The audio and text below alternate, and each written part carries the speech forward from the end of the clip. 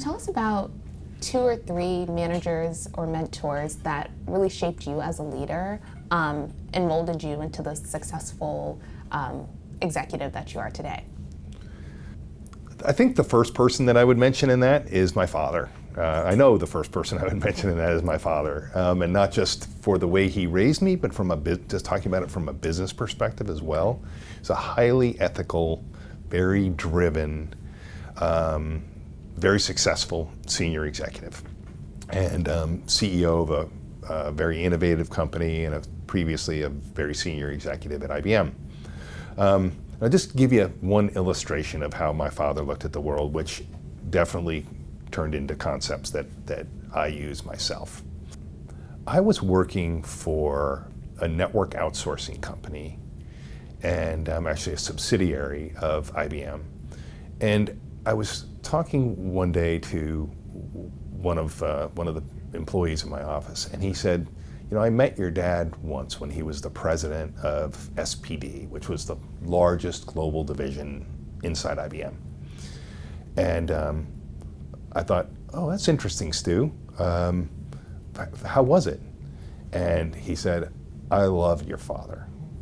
And now Stu was a mid-level employee, but when he met my father, he was probably not a manager. Okay. So maybe there were 5, corporate level differences between these two.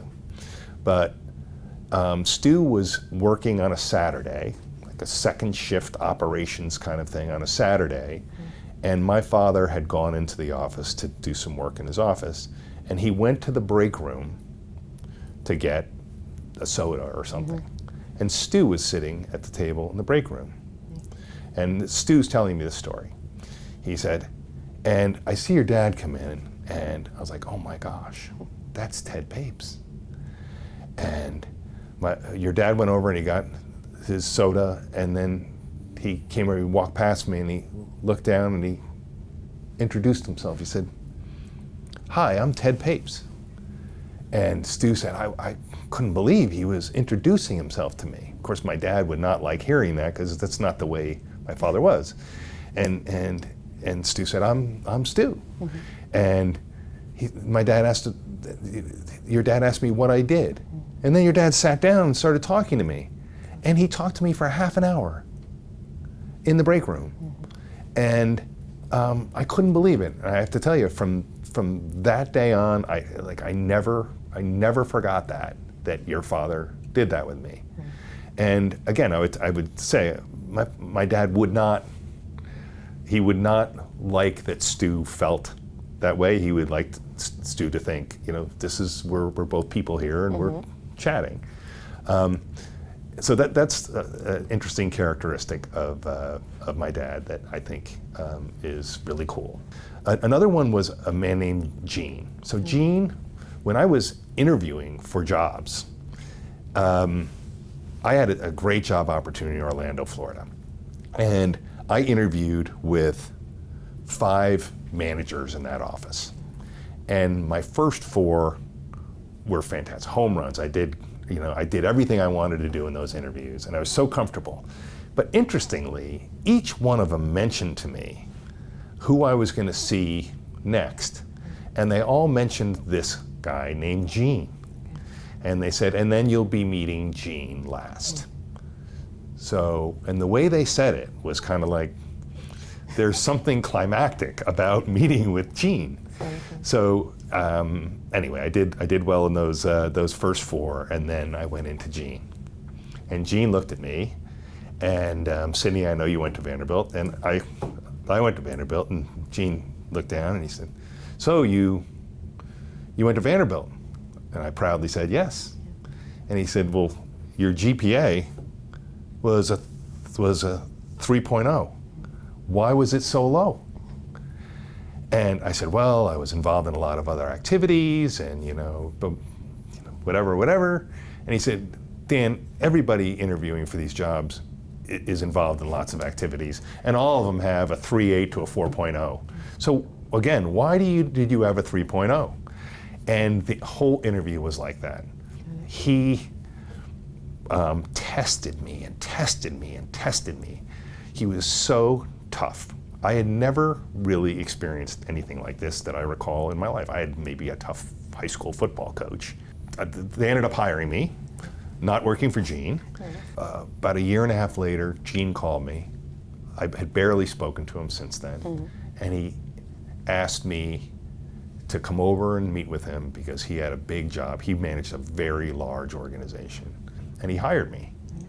And I worked for him for 3 years. We had tremendous success, and he was always tough, never unfair like he was in that interview. He was always tough, but he was always teaching, always teaching, and delegating responsibilities to me that no one at that age and level of experience should have had. But he did it and trusted me, and most of it I did, I delivered. Occasionally I wouldn't, and he would help me learn from those experiences. And to this day, Gene is a friend and a mentor. This is, I would say, this is 30 some odd years of this relationship with him. And I still go to him for advice, and I can still always count on straightforward feedback from Gene. So he was a great leader and mentor. Awesome. Another leader and mentor that I would mention is someone named Dean. I worked for him at IBM, and then he became a CEO, and he drew me away from IBM to that role. And then he became a CEO at another company several years later, and he brought me there. And I think the key characteristic of Dean was Dean would hire people that he knew and trusted. And basically proven people. And you always knew Dean would be loyal to you. If you, so once you were in Dean's circle and you continued to deliver, you knew you would always be okay, right? And it would be a good place for you to be, and you would like working there, and you would get room to operate, and you get room to make mistakes. There's a story I tell about where once, I was told to fire, many of my people, and he gave me the latitude not to do that. We were able to, save all those jobs. But this sense of loyalty that you got from Dean that allowed you to be yourself and take some calculated risks and know that you were going to be okay, I thought was very valuable, and it's something, these skills that I learned from my father, that I learned from Gene and from Dean. The one I use from Dean a lot is I build trust teams that I trust, and I let them know they can trust me, and it works out well for everybody and the business. It sounds like you were really fortunate to find really great mentors early on in your career that have stuck with you throughout, and you followed them to various organizations. If you could summarize, what were maybe the key 2 to 3 lessons that you've learned and carried with you from your mentors? So many lessons, but there are a few that come to mind. Maybe I'll attribute them to each of these 3 mentors. The first one from my father, really about the people in your organization, that it's your people who drive your success. It's not you. You lead them, you play an important role, but it's your people that drive that success, and staying in touch with your people and realizing that you're you all put your pants on the same way in the morning. Don't get too big of a head. Different circumstances happen to different people, and so just because you have a title and they don't have a title doesn't mean they aren't equally important. Those kinds of characteristics. What had my father sit down with Stu that day in the break room comfortably to do that, I feel like that's somehow passed on to me. I feel the same way, do the same things. I learned that from him.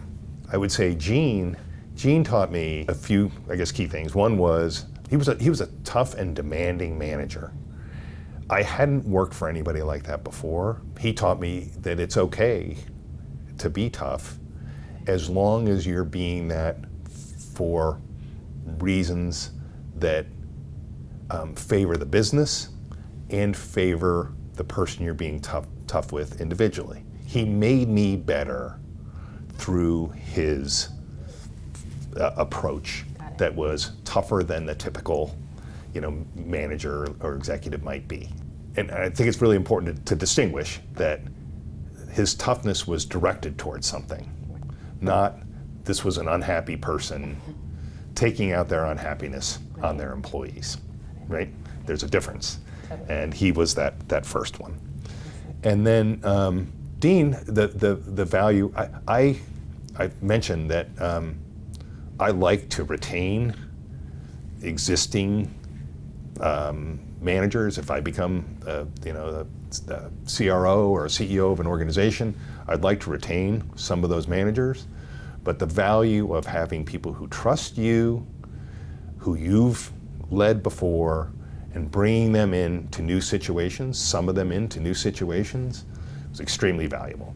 There's no question my business success, for whatever it's been, has been driven significantly by the people that I had a sense of loyalty to, trusted, had worked with before, and brought with me into new situations. That's what Dean did, and I learned that from Dean, and it drove a lot of our success at places like Digital Realty and Unify Siemens and Westcon Group.